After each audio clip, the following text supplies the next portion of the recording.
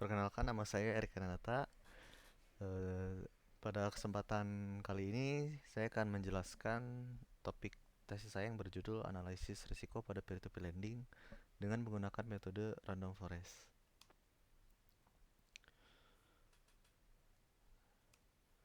Sebelumnya, kenapa saya memilih topik ini? Alasan utamanya itu karena kita itu udah memasuki revolusi industri 4.0, di mana yang saya fokuskan di sini yaitu pada perkembangan transaksi keuangannya atau di sektor ekonominya. Nah, salah satu dampak revolusi dari industri 4.0 ini adalah finansial teknologi atau yang biasa kita sebut dengan fintech. Fintech sebenarnya ada tiga. Jadi yang pertama third party payment, terus yang kedua peer-to-peer lending, dan yang ketiga crowdfunding. Namun yang saya fokuskan pada kesempatan kali ini adalah di bagian peer-to-peer lending. Peer-to-peer lending atau yang biasa disebut layanan pinjam meminjam uang berbasis teknologi informasi adalah penyelenggaraan layanan jasa keuangan untuk mempertemukan pemberi pinjaman dengan penerima pinjaman dalam rangka melakukan perjanjian pinjam meminjam langsung melalui sistem elektronik dengan menggunakan jaringan internet. Alasan kenapa peer-to-peer lending sangat berkembang dengan pesat yaitu yang pertama, dia eh, untuk peminjam itu tidak memerlukan rekening bank. Terus yang kedua, eh, di dalam peminjaman tidak diperlukan agunan. Kemudian yang ketiga itu tidak diperlukan i- maksudnya hanya diperlukan identitas. Regulasi dari P2P sendiri sudah diatur di Otoritas Jasa Keuangan khususnya di OJK di nomor 77 POJK 01 garis miring 2016 tentang layanan pinjam meminjam uang berbasis teknologi informasi.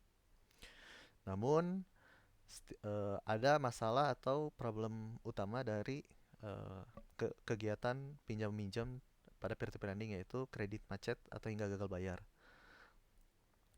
Nah, berdasarkan dari latar belakang yang sudah dijelaskan, di sini saya ingin mencoba membuat suatu model yang dapat memprediksi pinjaman itu baik atau buruk untuk ke depannya. Masuki perumusan masalah yang pertama, metode manakah yang memiliki tingkat akurasi tertinggi dalam melakukan klasifikasi dataset pinjaman P2P lending? Yang kedua, bagaimana cara mendapatkan model yang dapat memprediksi pinjaman itu baik atau buruk berdasarkan dataset pinjaman P2P lending yang digunakan? Berdasarkan rumusan masalah yang telah dijelaskan, tujuan penelitian itu tersendiri dibagi menjadi 2 poin, yaitu yang pertama melakukan studi komparatif terhadap metode yang dapat memberikan tingkat akurasi tertinggi dalam melakukan klasifikasi dataset pinjaman P2P lending. Kemudian yang kedua, mendapatkan cara dalam menentukan model yang dapat memprediksi pinjaman itu baik atau buruk berdasarkan dataset pinjaman P2P lending yang digunakan. Hipotesis hipotesis saya kali ini saya bagi menjadi 3 poin, yaitu yang pertama, analisis menggunakan metode random forest cocok untuk klasifikasi dengan banyak dataset sehingga seharusnya dapat menghasilkan tingkat akurasi yang lebih tinggi daripada metode pembandingnya yaitu logistic regression. Kemudian yang kedua, klasifikasi dengan penerapan smooth atau synthetic minority oversampling technique pada metode random forest dapat menghasilkan tingkat akurasi yang lebih tinggi daripada yang tidak menggunakan smooth pada metode random forest. Kemudian yang ketiga, klasifikasi dengan penerapan random undersampling pada metode random forest dapat menghasilkan tingkat akurasi lebih tinggi daripada yang tidak menerapkan random undersampling pada metode random forest. Jadi metode yang digunakan pada penelitian kali ini saya bagi menjadi 4. Yang pertama, random forest sendiri terpisah. Kemudian yang kedua, dari data yang sebelum diolah pada menggunakan metode random forest, saya mencoba melakukan oversampling. Kemudian yang ketiga, saya mencoba melakukan undersampling, dan yang terakhir menggunakan metode perbandingan yaitu logistic regression. Membahas random forest, kinerja random forest diadaptasi dari decision tree dengan setiap tree dikembangkan dari sampel bootstrap berdasarkan data training. Nah, Jadi intinya sih kayak rainforest tuh terdiri dari beberapa decision tree. Nah, apa itu decision tree? Decision tree merupakan bagian dari rainforest, yaitu merupakan pohon logika untuk membedakan suatu data. Dapat dilihat di sini ada suatu data, kemudian ada percabangan di mana di situ ada pertanyaan apakah itu merah, is red, terus ada pilihan yes dan no. Kemudian bercabang lagi ke bawahnya, apakah itu di garis bawahi is underline, ada yes atau no. Itu kurang lebih sampel penjelasan tentang rainforest. Kemudian setiap decision tree memiliki kesimpulan prediksi, klasifikasi, dan hasil prediksinya akan digabungkan. Nah, kelebihan dari rainforest untuk prediksi loan, jadi ada dua, yaitu random forest berjalan efisien pada data yang jumlahnya banyak dan memiliki akurasi tinggi dibandingkan algoritma lainnya. Kemudian yang kedua, dapat berjalan dengan baik dengan kelas yang populasinya tidak seimbang. Kemudian metode selanjutnya yaitu oversampling dan undersampling. Tujuan dari oversampling itu sendiri intinya sih jadi kayak kita menyetarakan kelas minoritas dan mayoritas. Karena pada klasifikasi data menggunakan metode machine learning memiliki kelemahan. Jadi salah satunya tuh biasanya dataset yang kita gunakan itu tidak seimbang. Jadi contoh pada kasus ini dia condong ke satu status pinjaman. Nah, pengertian sendiri dari oversampling dan undersampling yaitu yang pertama, oversampling adalah resampling data minoritas sehingga kelas minoritas memiliki jumlah yang sama dengan kelas mayoritas. Kebalikannya, undersampling adalah data mayoritasnya dihapus secara acak sehingga kelas mayoritas sama dengan jumlah kelas minoritas. Nah, kemudian metode yang terakhir yang digunakan ini adalah sebagai metode perbandingan yaitu logistic regression. Sebenarnya logistic regression itu mempunyai kemiripan dengan linear regression karena dia memiliki garis regresi dan merupakan hubungan antara variabel dependent dan variabel independent. Nah, perbedaannya tersendiri yaitu linear regression itu dia memprediksi suatu nilai yang kontinu terhadap dataset, sedangkan logistic regression dia memprediksi atau mengklasifikasikan apakah sesuatu bernilai true atau false. Nah, di sini itu true atau false-nya itu disebut dengan bad loan atau good loan. Kemudian ini adalah bagian research design yang akan saya lakukan pada penelitian kali ini, di mana saya melakukan hal pertama yaitu inisiasi yang sudah dilakukan, yaitu kayak studi literatur, rumusan masalah, tujuan dan manfaat, kemudian penentuan metode dan hipotesis. Kemudian tahap kedua saya berfokus pada data prep processing yang dibagi menjadi eksplorasi data analisis atau EDA, kemudian feature engineering, dan yang ketiga data distribution. Kemudian yang selanjutnya fokus pada data processing. Nah, di sini mulai data diolah dengan metode-metode yang sudah dijelaskan sebelumnya.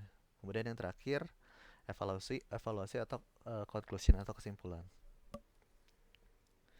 Untuk dataset yang saya gunakan yaitu berasal dari data World tentang pinjaman lending club tahun 2007 sampai 2015 yang terdiri dari 887.379 entry dan 25 fitur. Masuk ke tahap eksplorasi data analis atau EDA, itu merupakan tahap awal dalam melakukan pengolahan data, di mana pada tahap ini dilakukan eksplorasi mendalam terhadap dataset pinjaman untuk mendapatkan informasi apa saja yang dapat digunakan untuk tahap selanjutnya. Poin pertama yaitu deeper look into bad loan. Nah, di sini saya mencoba menganalisis hubungan antara status pinjaman yaitu bad loan khususnya di sini dengan region. Nah, saya udah bagi menjadi 5 region yaitu Midwest, Northeast, Southeast, Southwest, dan West. Nah, dataset yang ini tuh dia berasal dari lending club di Amerika. Jadi, saya mencoba bagi dengan 5 region. Nah, ini bisa dilihat bahwa wilayah West dan Southeast memiliki status pinjaman yang paling tidak diinginkan alias dia memiliki tingkat default yang tinggi dengan presentasi yang sedikit lebih tinggi dibandingkan wilayah Northeast. Kemudian poin kedua saya melihat dari bisnis perspektifnya yang fokusnya hubungan antara negara bagian dengan pendapatan per tahun. Nah, di sini bisa dilihat bahwa negara bagian California, Texas, New York, dan Florida adalah negara bagian di mana jumlah pinjaman tertinggi dikeluarkan. Kemudian yang poin selanjutnya itu berdasarkan pendapat annual income atau pendapatan. Nah, di sini saya bagi menjadi tiga kategori, ada low, medium, dan high, di mana low adalah di bawah 100.000, kemudian medium adalah di antara 100 sampai 200.000, kemudian high adalah di atas 200.000. Bisa dilihat bahwa di sini saya menunjukkan ada dua hubungan. Yang pertama, korelasi antara annual income dengan bunga. Nah, ini di sini bisa dilihat bahwa pendapatan rendah tuh biasanya dia memiliki bunga yang tinggi, kemudian berbanding terbalik dengan pendapatan yang tinggi, biasanya mempunyai bunga yang rendah. Kemudian dengan besaran pinjaman, biasanya yang pendapatannya lebih rendah tuh dia pinjaman yang dia ajukan juga lebih rendah. Berbanding terbalik dengan medium high, dia berada di yang lebih tinggi. Kemudian poin berikutnya yaitu assessing risk, atau yang di sini fokus kepada tingkat resikonya. Nah, di sini ditunjukkan bahwa negara bagian Iowa memiliki tingkat risiko kredit macet tertinggi. Nah, sementara sebaliknya untuk negara bagian Maine, North Dakota, dan Nebraska memiliki risiko terendah dalam terjadinya kredit macet atau default. Kemudian sama ini diperlukan internet loan, jadi ini fokus ke status pinjaman. Nah, yang pertama status pinjaman tuh ada fully paid. Nah, fully paid itu keterangannya itu pinjaman telah lunas. Kemudian ada charge off. Kemudian ada does not meet the credit policy.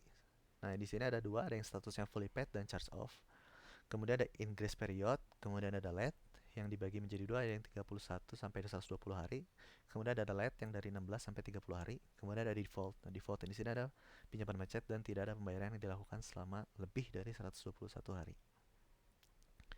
Poin selanjutnya adalah fokus pada hubungan antara bunga dengan status pinjaman. Nah, di sebelah kiri bisa dilihat bahwa itu status good loan. Dia memiliki bunga antara 12 sampai 13%, sedangkan pinjaman buruk atau bad loan memiliki bunga berkisar 15 sampai 16%. Tahapan selanjutnya yaitu hubungan korelasi antara status pinjaman dengan tujuan si peminjam. Nah, bisa dilihat dari grafik yang dimunculkan, untuk tujuan yang lebih tinggi terdapat pada education, small business, dan wedding. Maksudnya untuk status pinjaman bad loan tertinggi yang terkorelasi dengan tujuan di sini tuh education, small business, dan wedding tuh memiliki alasan yang mengandung persen kredit macet tertinggi. Kemudian tahap selanjutnya, sebenarnya bukan tahap selanjutnya, jadi di sini saya membahas fitur engineering. Ini di mana fitur engineering lebih fokus kepada pembobotan fitur. Nah, sebenarnya selama proses exploratory data analysis itu saya sudah melakukan proses-proses fitur engineering. Ada beberapa poin di sini yang saya fokuskan. Yang pertama yaitu menghapus fitur yang tidak relevan. Jadi ada contohnya kayak ID, member ID, dan lain-lain. Jadi yang tidak relevan terhadap dataset. Kemudian poin kedua yaitu mengganti nama fitur untuk proses visualisasi. Jadi yang fitur yang ada di dataset tuh namanya masih kurang lengkap. Jadi kayak contoh di sini ada loan AMNT, nah saya ubah menjadi loan amount. Kemudian kayak ada funded AMT, saya ubah menjadi funded amount. Kemudian poin ketiga yaitu transformasi nilai pada fitur. Nah, di sini saya mencoba merubah nilai pada fitur yang sudah ada menjadi fitur baru. Contohnya ada isu D yaitu tanggal. Di sini saya ubah menjadi khusus tahun. Kemudian ada employment length. Nah, kemudian ada loan condition. Di sini saya ubah menjadi 0 dan 1, di mana 0 untuk bad loan dan 1 untuk good loan. Kemudian ada pengkategorian fitur yang berfokus pada status pinjaman, region, pendapatan, kategori, dan kategori bunga. Tahap berikutnya yaitu data distribution. Nah, di sini bisa dilihat bahwa data sangat tidak seimbang, di mana untuk status pinjaman good loan lebih dari 90%, sedangkan untuk bad loan sisanya yaitu 7,6%. Nah, untuk tahap ini saya menggunakan metode stratified random split. Jadi dia untuk mengurangi bias pada data. Jadi untuk mengurangi terjadinya status pinjaman yang digunakan untuk proses pengolahan, dia condong pada satu status pinjaman saja, yaitu di sini yaitu good loan. Nah, kemudian pembagian data dibagi menjadi dua, yaitu data transit dan test data. Untuk transit sendiri yaitu 80%, sedangkan untuk test set ada 20%. Nah, tabelnya menunjukkan komposisi masing-masing transit dan test set. Kemudian habis pembagian, saya melakukan lagi shuffle data. Jadi ini untuk meningkatkan saja variasi data, kemudian untuk mengurangi terjadinya overfitting. Nah, overfitting itu adalah suatu kondisi di mana model data yang digunakan terlalu sesuai dengan model yang sekarang, sehingga akan sulit untuk dapat membuat model data baru. Nah, kemudian masuk ke data processing, analisisnya. Nah, di sini saya menggunakan metode random forest. Yang pertama, saya melakukan pengujian sebanyak beberapa kali. Jadi di sini terdapat variabel estimator dan akurasi skor. Akurasi skor adalah variabel akhir dari hasil analisis, kemudian estimator adalah berapa banyak trik yang digunakan dalam proses analisis. Nah, di sini saya mencoba dari 1 sampai 200 dan didapatkan beberapa hasilnya. Kemudian dengan metode random forest, saya mencoba lagi dengan metode random sampling dengan kasus yang sama dari estimator 1 sampai 200. Didapatkan juga hasilnya. Kemudian selanjutnya pada metode random forest dengan undersampling didapatkan juga hasilnya pada tabel akurasi skor dengan kasus yang sama, yaitu estimator 1 sampai 200. Nah, sedangkan untuk metode logistic regression sendiri, akurasi skor yang didapatkan yaitu 0,923995. Nah, berdasarkan analisis yang telah dilakukan, saya melakukan rekapitulasi hasil penelitian, di mana random forest menghasilkan 0,924017 untuk akurasi skor. Nah, ini didapat dari estimator tertinggi yaitu 200. Berlaku juga untuk yang oversampling dan undersampling. Sedangkan untuk logistic regression itu ada di 0,923995. Nah, kesimpulan yang saya dapatkan selama melakukan proses penelitian ini yaitu ada 4. Menjawab hipotesis yang sudah ada, yaitu yang pertama, analisis menggunakan metode random forest cocok untuk klasifikasi dengan banyak dataset dan menghasilkan nilai akurasi lebih tinggi daripada metode logistic regression terbukti benar. Karena di mana yang sudah saya sebutkan pada rekapitulasi akurasi, yaitu random forest memiliki nilai sebesar 0,924017, sedangkan logistic regression hanya ada di 0,923995. Kemudian poin kedua, yaitu klasifikasi dengan penerapan smooth pada metode random forest dapat menghasilkan tingkat akurasi lebih tinggi daripada yang tidak menerapkan smooth pada metode random forest tidak terbukti benar. Kenapa? Karena nilai yang didapatkan dengan metode smooth pada random forest hanya 0,878490, sementara yang tanpa diterapkan dengan smooth hanya 0,924017. Kemudian poin ketiga yaitu klasifikasi dengan penggunaan random undersampling pada metode random forest dapat menghasilkan tingkat akurasi lebih tinggi daripada yang tidak menerapkan random undersampling pada metode random forest tidak terbukti benar, dikarenakan nilai yang didapat pada proses undersampling yaitu hanya 0,668721 berbanding lumayan yang cukup jauh, di mana random forest menghasilkan akurasi skor 0,924017. Kemudian yang terakhir, saya dapat menyimpulkan bahwa metode random forest memiliki tingkat akurasi yang lebih tinggi, sehingga dapat dikatakan bahwa metode random forest lebih baik daripada metode logistic regression. Namun selisih pada tingkat akurasinya sangat kecil, sehingga dapat dikatakan bahwa kedua metode sama-sama baik. Kemudian pada penelitian ini saya menyimpulkan ada 2 saran, di mana yang pertama, sumber dataset yang digunakan dapat menggunakan sumber dataset yang di Indonesia, karena yang saya gunakan berasal dari data world yang khususnya di lending club yang ada di Amerika. Karena jika menggunakan dataset P2PL di Indonesia, hasil analisis data dapat digunakan sesuai kebutuhan di sini. Hal yang tidak mendasari tidak digunakan dataset P2PL Indonesia karena adanya keterbatasan sumber dataset P2PL di Indonesia. Kemudian saran kedua yaitu model yang dibuat dapat diimplementasikan pada aplikasi production state sehingga dapat dianalisis performanya terhadap kasus nyata. Sekian presentasi saya tentang sidang tesis kali ini. Bila ada salah kata, terima kasih.